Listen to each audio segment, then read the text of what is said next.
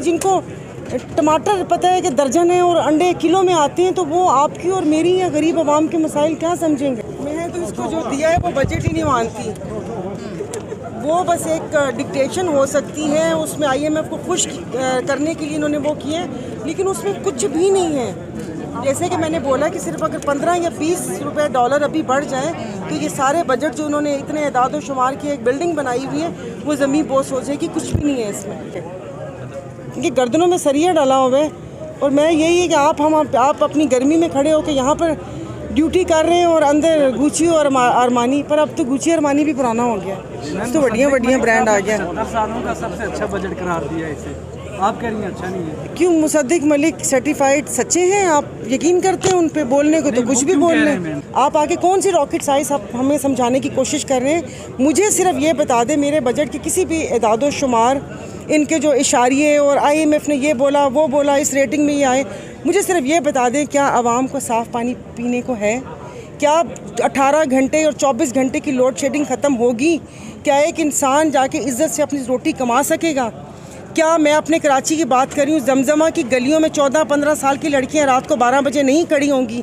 इस बजट से क्या होगा, इस बजट से कुछ भी नहीं होगा, सिर्फ अपने सर से उतारा है और यहाँ पर आके बोला है ये जो एक टोला मौजूद है, और बड़ी जल्दी सुने कि इनकी भी वो क्या कहते हैं ब्रेकअप होने वाला। नहीं, मैं इसमें जानना चाहता हूँ कि एक तरफ हुकूमत ये कहते हैं कि इकॉनमी बहुत अच्छी नहीं, हालात अच्छी नहीं, दूसरी तरफ बहुत ज़्यादा सब्सिडीज़ दी गई, एक अच्छी तनख्वाह में इजाफा किया, 35% तक इजाफा किया गया, तो आपको लगता है ये बजट सब्सिडीज़ वाला कहीं इलेक्शन की तैयारी है? देखिए इसको अभी वो मैं कहते हैं ना कि अभी जो किताबों का पलंदा दिया है जिसको पढ़ने के लिए मुझ जैसे को तो कम से कम 3 महीने चाहिए, लेकिन हमने 3 दिन में पढ़ना है इसको। तो आपने क्या कहा, बात करते करते दिमाग उधर से उधर चला गया। नहीं मतलब ये इलेक्शन की तैयारी आपको लग रही है? हाँ जी, इलेक्शन की तैयारी, इसको मैं जाकर देखूंगी। अगर तो ये इसमें वाकई के रिलीफ हुआ आवाम को, तो इसका मतलब है कि फिर किसी ने इनको ऐसे बोला है कि आप लोगों ने आना है, और अगर इस बजट में कुछ नहीं हो और बस ऐसे ही खाली कर दिए, तो इसका मतलब है इनको अपने आने का खुद भी नहीं पता। आप ज़ाहिर है इस पर बहस होनी है, अरकान से तजावीज़ भी लेगी गवर्नमेंट, आप कुछ तजावीज़ ऐसी हवा में फैला बबूद की तैयार कर रही हैं जो इस बजट के लिए? जी बिल्कुल ज़रूर। मैं तो ये कि जो टैक्स नेट में जो लोग नहीं हैं, जैसे कि अभी इन्होंने फाइलर और नॉन फाइलर का किया है कि उनका विद होल्डिंग टैक्स बढ़ा दिया, इससे तो आप लोगों को भगा रहे हो कि जो फाइलर बनना भी चाह रहा होगा तो वो भी नहीं बनेगा, वो नॉन फाइलर, ये चाहते ही यही हैं कि नॉन फाइलर की उसमें इजाफा हो और नहीं वो, तो बाकी ये कि नहीं है, सीरियस नहीं है। अगर सीरियस हो तो फिर ये कि टैक्स नेट में लेकर आए। हम मिसाल तो देते हैं इस मुल्क की उस मुल्क की, जहाँ कहीं बात आती है तो वहाँ पर ये होता है, क्योंकि जैसे पिछले दिनों मैंने इसाक साहब को PIA के पायलट्स के टैक्स के लिए कहा कि उनका 38% टैक्स कटता है उनकी पे का, तो वो उन्होंने बोला है कि वो बाहर के मुल्क चाहे होता है, और बाहर के मुल्क तो इंसान को इंसान भी समझा जाता है। बाहर के मुल्कों में सारी सहूलतें मौजूद हैं, बाहर के मुल्कों में अगर मेरे साथ कुछ ज़्यादती हुई है तो मैं चीख के बोल सकती हूँ, उसका मुआवजा हम खुद अपने से क्यों करते हैं? जो आपका है वो करें। चलें अगर बहुत ही ज़्यादा अपने पड़ोस की मिसाल ले लें जहाँ पर इन लोगों के कारोबार भी हैं, तो वहाँ पर आप टैक्स नेट आप को गूगल में मिलेगा कि वहाँ पर कैसे उन लोगों ने एक जो अगर छोटी मार्केट है तो उन्होंने एक लमसम टैक्स वहाँ पे रखा हुआ है कि सब टैक्स नेट में आए। फिक्स टैक्स की जो छोटी दुकानें, मतलब देखें अगर पान वाले की बात कर रहे हैं, कराची में पान हो गया 40 रुपये का, बहुत अच्छा सा आप उसमें गुलकंद और चीज़ें डलवाएंगे तो 50 का होगा। अब वो दिन में अगर 100 पान भी बेचता तो बेटा तेरे और मेरे से ज़्यादा कमाता है वो, लेकिन पान वाला है बेचारा, इसलिए हम उसे टैक्स में नहीं ले सकते। पाकिस्तान में जो सियासी और माशी अदम इस्तेहकाम का शिकार है, उसके लिए इस्तेहकाम पाकिस्तान पार्टी क्या कोई इसको मुस्तहकम कर पाएगी? अपने दिल पे हाथ रख के बोलो, क्या तुम्हें यकीन है कि वो कुछ पाकिस्तान को मुस्तहकम कर पाएगी? वही चेहरे, वही लोटे, इधर से भागे उधर से भागे, जैसे बकरियों का एक रेवड़ है जिसको हाँका जा रहा है कि हाँक के पहले आप इस 2018 का जो तजर्बा किया कि आप पहले इस पार्टी में आ जाओ, ठीक है, वहाँ पर आप जाकर पूछे, सबको यही बोला कि उनको हाँका गया है। अभी फिर क्या ये हाँका होगा कि हाँका जाके उस पार्टी में चले जाए, वो पार्टी आके क्या कर लेगी?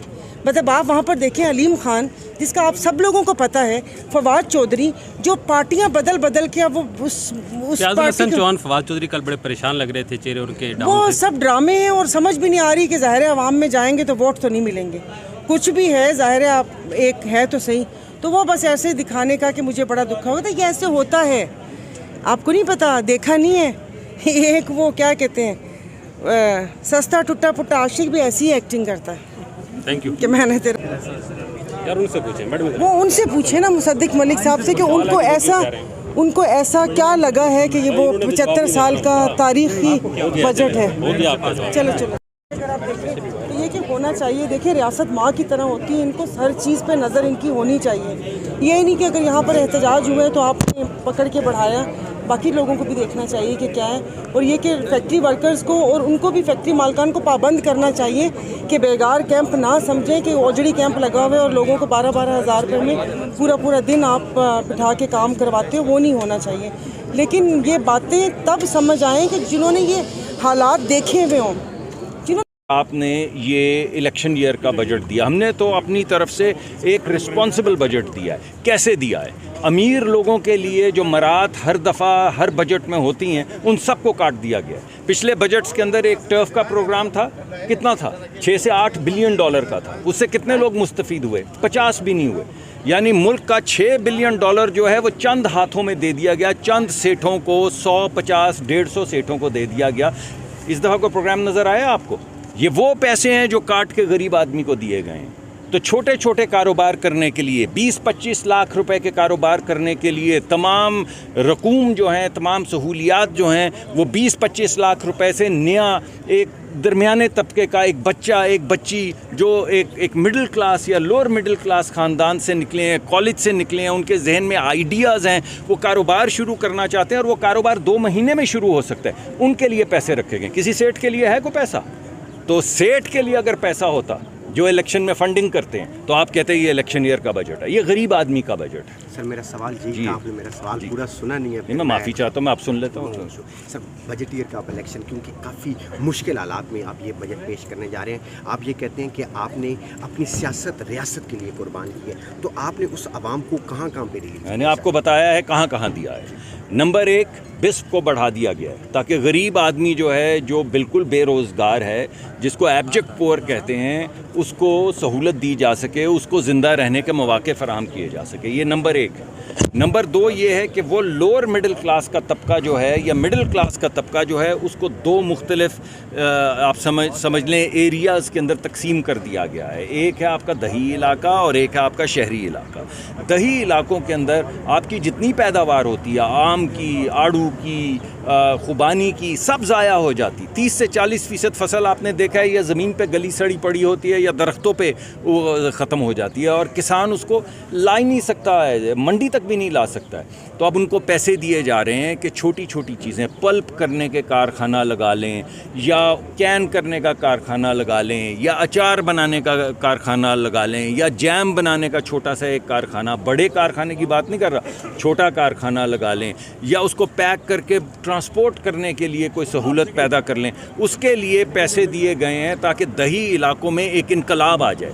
एक तरफ तो पैसे दिए गए हैं सीड के लिए, दही मशीनरी के लिए, हार्वेस्टर्स के लिए, सीड की इंपोर्ट के लिए। एक तरफ तो वो तमाम चीज़ें जो पैदावार बढ़ाती हैं उनके लिए पैसे दिए गए हैं।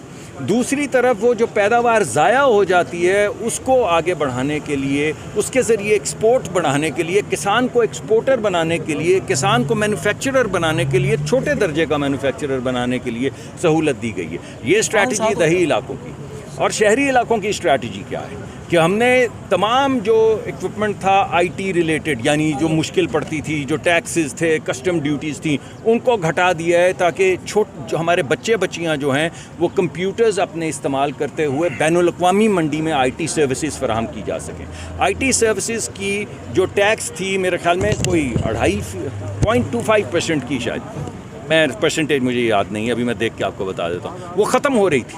उसको अगले 3 साल के लिए बढ़ा दिया गया है ताकि कोई टैक्स वैक्स उन पे ना लगे। वो बच्चे बच्चियां डॉलर लाएं, अपने अकाउंट में रखें, जहां मर्ज़ी रखें, जितनी देर मर्ज़ी रखें और आईटी का काम जो है उसको बढ़ाएं। 1 लाख कंप्यूटर जो हैं वो बांटे जाएंगे उन लोगों में जो टॉप परफॉर्मर्स हैं यूनिवर्सिटीज़ के। तो मेरिट की बुनियाद के ऊपर 1 लाख बच्चे और बच्चियों को कंप्यूटर दिए जाएंगे और साथ में ये मेरे ख्याल में, अब मुझे नंबर याद नहीं, 25,000 और 50,000 के करीब, 50,000 के करीब लोगों को सरकार ट्रेनिंग देगी ताकि ना सिर्फ कंप्यूटर भी हो जब वो कॉलेज से निकलें, ट्रेनिंग भी हो और फिर उनके ऊपर टैक्स भी ना हो। तो शहरी इलाकों में और कुछ दही इलाकों में आईटी के ज़रिए एक रेवोल्यूशन आएगा।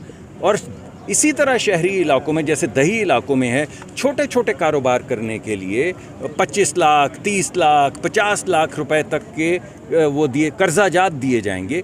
ये सब इसलिए किया जा रहा है कि सेठ ना सारे मुल्क के पैसे ले जाए। भाई दरमियानी तर्ज का जो लोअर मिडिल क्लास बच्चे बच्चियां हैं जो कॉलेजों से निकल रहे हैं, जिनके जहन में आइडियाज़ हैं, वो नौकरी ढूंढे नहीं, नौकरी दें। जो 30 लाख रुपए का कारोबार होता है वो 2 महीने में सेट हो जाता है, उसमें 3-4 लोग मुलाजिम हो जाते हैं। तो आपने नौकरी दे दी ना, एक बंदे का अपना भी रोज़गार बन गया और उसने नौकरियां भी दे दी। किसी को आप $100 मिलियन देते हैं, 4 साल तक तो कंस्ट्रक्शन होती रहती है। तो इस दफ़ा आपको कोई ऐसा मंसूबा नहीं मिलेगा, सेठ का मंसूबा नहीं मिलेगा। वो लोग जिन्होंने इस मुल्क को लूटा है उनके लिए कोई आपको इसमें नहीं मिलेगा। इस पूरे बजट में कोई चीज़ नहीं मिलेगी। हर चीज़ आपको गरीब आदमी के लिए मिलेगी, हर चीज़ आपको लोअर मिडिल क्लास के लिए मिलेगी। और ये सब आपको मिलेगा फिस्कल डेफिसिट नीचे करते हुए, बढ़ाते हुए नहीं कि बोरो कर्ज की ले मैं और फाका मस्ती के रंग देखने की ख्वाहिश दिल में लेकर चलते रहें। ऐसी कोई चीज़ नहीं। फिस्कल डेफिसिट घटाया जाएगा, ट्रेड डेफिसिट ख़त्म किया जाएगा, गरीब आदमी को पैसे दिए जाएंगे और वो शख्स जो रोज़गार ढूंढता था अब वो रोज़गार देगा लोगों को, अपने बहनों भाइयों को। ये है बजट का खुलासा। गवर्नमेंट को बताना चाहते हैं कि आप लोग सरमायादार लोग हैं, आपके पास दौलत का बेतहाशा एक रेल पेल है। मेरा एक मुलाजिम जो 25,000 रुपये तनख्वाह ले रहा है, उस 25,000 रुपये में क्या हम अपने बच्चों को पढ़ा सकते हैं? अस्सलाम वालेकुम नाज़रीन, मैं हूँ तारिक हुसैन और इस वक्त मैं मौजूद हूँ पार्लियामेंट हाउस के बाहर। अगर मैं आप लोगों को दिखा सकूँ तो ये सामने ही मेरे आप पार्लियामेंट को देख सकते हैं और पार्लियामेंट के बिल्कुल सामने ही इस वक्त मुल्क भर से असातिज़ा यहाँ पर पहुँच चुके हैं। आज पीएम हुकूमत की आखिरी और दूसरी बजट पेश होने जा रही है। तो इस वक्त असातिज़ा कराम यहाँ पर पहुँच चुके हैं और अपनी मुतालिबात हुकूमत के सामने रख रहे हैं। तो इस वक्त ये एहतजाज पर है और इन लोगों का यही मुतालिबा है कि हमारी तनख्वाहें कम से कम 70% तक बढ़ाई जाए। देखिए, आप सबसे पहले मैं आप तमाम मीडिया के साथियों को जो यहाँ पर आए उनका मैं तहे दिल से मशकूर हूँ। आप तमाम साथी बेहतर तरीके से जानते हैं कि इस मुल्क में तकरीबन 32 लाख से ज़ायद सिविल मुलाजिमीन हैं और इस वक्त आप लोगों को पता है कि मीडिया के जो मज़दूर हैं उनकी क्या हालत है। मैं अगर आपको बताता चलूँ कि पूरे मुल्क में 7 करोड़ से ज़ायद मज़दूर तबका है और उस मज़दूर का ये सिर्फ ये नहीं कि सिर्फ मुलाजिमीन है, इसमें हमारे दुकानदार भाई हैं, यहाँ पर फैक्ट्रियों में काम करने वाले मज़दूर हैं, यहाँ पर कानकुनी है, यहाँ मार्बल के जो पहाड़ या उनके सीनों को जो चीरते हैं वहाँ पर मज़दूर है, यहाँ पर रेड़ी बान है। तो 7 करोड़ यहाँ पर आवाम और मुलाजिमीन और ये गुर्बत के अंदर ये चक्की में पिसे हुए हैं।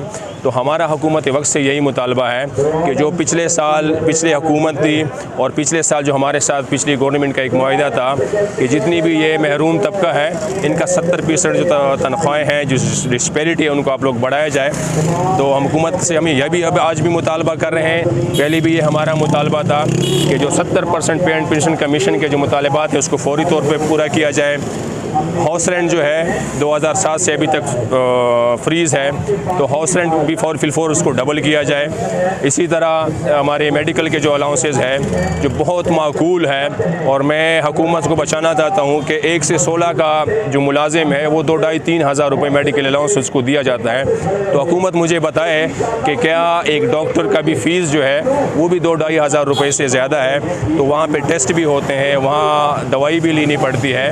तो इसलिए हुकूमत को हम यह भी दरख्वास्त करते हैं कि आप इनको डबल किया जाए। इस तरह हमारे दीगर काफ़ी सारे मुतालबात हैं कन्वेंस के हवाले से कि पेट्रोल के अगर आप रेट को देखा जाए तो पेट्रोल बहुत महंगा हो गया है, डीज़ल बहुत महंगा हो गया है। तो जितनी भी हमारी मुलाजिमीन जिनके पास अपनी ज़ाती ना तो कोई कन्वेंस है, प्राइवेट गाड़ियों में धक्के खाते हैं, तो उनके कन्वेंस को डबल कर दिया जाए। सर, आपको सिर्फ कि तनख्वाहें मतलब आपने बनाया पेट्रोल या मतलब और खाने पीने की चीज़ें हैं वो भी सस्ती की जाए। जी बिल्कुल, गवर्नमेंट को बताना चाहते हैं कि आप लोग सरमायादार लोग हैं, आपके पास दौलत का बेतहाशा एक रेल पेल है। मेरा एक मुलाजिम जो 25,000 रुपये तनख्वाह ले रहा है, उस 25,000 रुपये में क्या हम अपने बच्चों को पढ़ा सकते हैं, क्या हम अपनी वालिदैन की किफ़ालत कर सकते हैं, क्या हम खाने पीने की जो चीज़ें हैं वो होशरबा उसमें जो इजाफ़ा हुआ है। इसलिए हुकूमत को चाहिए कि आप लोग इन चीज़ों को देखें, इस महंगाई की तनासुब से जो महंगाई जो बढ़ी है उस तनासब से हमारी तनख्वाहों को बढ़ाया जाए, क्योंकि हुकूमत का यही कहना है कि जब भी मतलब बजट आता है तो असातिज़ा निकल आते हैं और मतलब ब्लैकमेलिंग करते हैं। क्या आप वाकई ब्लैकमेलिंग? नहीं, हम ना ब्लैकमेलिंग करते हैं, ना हमारा इस तरीके से कोई मंशूर है, ना हम किसी पार्टी के ईमा पे निकलते हैं। रहमान बाजवा साहब हमेशा कहते हैं कि हम गैर सियासी हैं, गैर सियासी थे और गैर सियासी रहेंगे, और हम हर हुकूमत उस हुकूमत के साथ चलेंगे जो यहाँ पर सिटिंग गवर्नमेंट होगी, ख्वाह वो साबका थी या मौजूदा PDM की हुकूमत है। लेकिन ये एहतजाज हमारा कानूनी हक़ है और हम इसकी शदीद अल्फाज में मजम्मत करते हैं, ना हम किसी गवर्नमेंट को ब्लैकमेल करते हैं। कैसे गुजर रही है? इंतहाई मुश्किल है, और आप सिर्फ अगर इस्लामाबाद को देख लें या पिंडी के लोगों को देख लें या दीगर जो अजला हैं पाकिस्तान में, वहाँ पे अगर आप रेंट के भी लोग देख लें कि रेंट इतनी महंगी हो गई है कि वहाँ पर मुलाजिमीन जो है उसको नहीं पूरा कर सकते। इसी वजह से इदारों में करप्शन काफ़ी बढ़ गई, मजबूर हो गए। ज़ाहिर बात है अगर आप इन तनख्वाहों को नहीं बढ़ाते तो लोग मजबूरन अपने इदारों को करप्शन की तरफ लेके जाएंगे। उसकी कोशिश होगी कि मैं 2-4 हज़ार रुपये किसी की जेब से निकालूँ, मुल्क को नुकसान दूँ, इदारों को नुकसान दूँ। इसलिए मेरा गवर्नमेंट से यही दरख्वास्त है कि आप लोग हमारी हाल पे रहम करें और जो हमारी डिमांड्स है उसको फिलफोर पूरा कीजिए। कितनी डिमांड है, कितनी तनख्वाहें मतलब बढ़ाई जाए?